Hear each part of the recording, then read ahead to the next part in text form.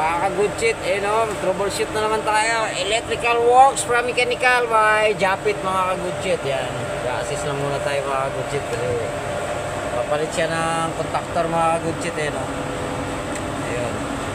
Yung bagong contactor, ito yung luma mga ka-good shit.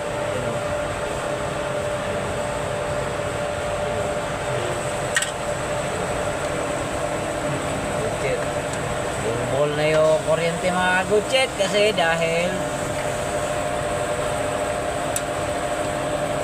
pinapalitan ng bago, ganun talaga yan mga gutsit. Mamaya yan mga gutsit ay arrange na yan, ganito na yan.